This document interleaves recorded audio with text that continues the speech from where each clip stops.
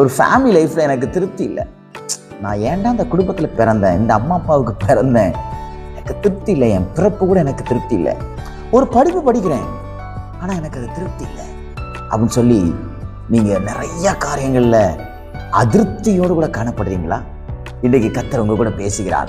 மத்தேயு சுவிசேஷம் 15ஆம் அதிகாரம் 37ஆவது வசனம் முதல் பகுதி இப்படியாக சொல்லுகிறது, எல்லாரும் சாப்பிட்டு திருப்தி அடைந்தார்கள். எனக்கு அன்பான தேவ பிள்ளைகளே, இயேசு கிறிஸ்து செய்த அற்புதத்தில் ஒன்று இவை. என்ன அற்புதம்? அவர் வனாந்திரத்திலே 7 அப்பங்களையும் சிறு மீன்களையும் கொண்டு ஆமென் ஆண்டவர் 5000 பேருக்கு மேலே 7000 பேருக்கு மேலே போஷித்தார்.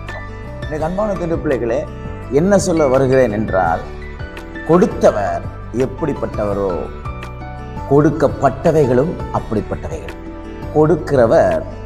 கொடுத்தவர் திருப்தியாக கொடுக்கிறவர்.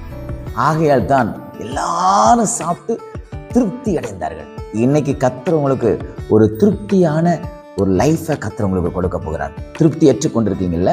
நான் பிரசங்கித்துக் கொண்டிருக்கிற ஆண்டவராக இயேசு கிறிஸ்து லைஃப்ல எனக்கு சந்தோஷமே இல்லை, எனக்கு நிம்மதியே இல்லை, நான் ஏன் வாழ்றேன், செத்து தொலைஞ்சிடலாம் போல் இருக்கு.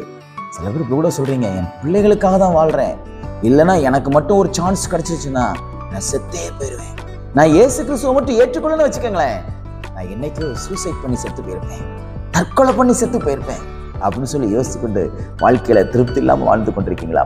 வீட்டுல வாழ்றதுக்கு எனக்கு பிடிக்கல, வீட்டை விட்டு ஓடிடலாமா நினைக்கிறேன், ஏன் அந்த வீட்டுல இருக்கிறேன்னு சொல்லி வீட்டை குறிச்சு ஒரு அதிருப்தியோடு கூட காணப்படுறீங்களா? இன்னைக்கு கர்த்தர் ஒரு திருப்தியை உங்களுக்கு கொடுக்கிறார். எப்படி வனாந்திரத்துல பசியோடு இருந்த ஜனங்களுக்கு ஆகாரத்தை கொடுத்து அவங்கள திருப்தி ஆக்கினாரோ, அதே தேவன் இன்றைக்கு உங்களுக்கு தேவையான சந்தோஷத்தை தருவார். நீங்கள் விரும்புகிற நிம்மதியை தருவார். நீங்கள் விரும்புகிற விடுதலையை தருவார். நீங்கள் விரும்புகிற சுகத்தை தருவார். நீங்கள் விரும்புகிற ஒரு பெரிய அற்புதத்தை தேவன் இந்த நாளிலே செய்வார். திருப்தி ஆவீங்க. இன்னைக்கு கர்த்தர் ஒரு திருப்தி உள்ள ஒரு வாழ்க்கையை உங்களுக்கு தருவார். எனக்கு அன்பான தேவ பிள்ளைகளே, கொடுக்கிறவர் எப்படிப்பட்டவரோ கொடுக்கப்பட்டவைகளும் அப்படிப்பட்டவைகள். கர்த்தராகிய இயேசு கிறிஸ்து இன்றைக்கு உங்களுக்கு ஒரு திருப்தியான வாழ்க்கையை கொடுப்பார். அவர் கொடுத்தாருன்னா திரும்ப குறை வராது. அவர் சுகத்தை கொடுத்தாருன்னா திரும்ப வியாதி வராது. அவர் பிசாசு பிடியிலிருந்து விடுதலை ஆக்கினார்னா திரும்ப பிசாசு வராது. நம்ம கிறிஸ்துவுக்குள்ள இருந்தா அவர் ஒரு தொழிலை நமக்கு தொடங்கி கொடுப்பாருன்னா அதுல ஒரு திருப்தி இருக்கும்.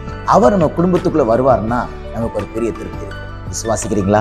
இன்னைக்கு கர்த்தர் உங்களை இருதயம் விரும்புகிறது போல ஒரு திருப்தியான வாழ்க்கையை கொடுத்து, ஒரு திருப்தியான சந்தோஷத்தை கொடுத்து, ஒரு திருப்தியான மனமகிழ்ச்சி கொடுத்து இந்த நாள் உங்களை நடத்துவாராக. அவர் உங்களை திருப்தி ஆக்குவார். இந்த நாள் உங்களுக்கு ஒரு ஆசீர்வாதமான நாளா இருப்பதாக. God bless you.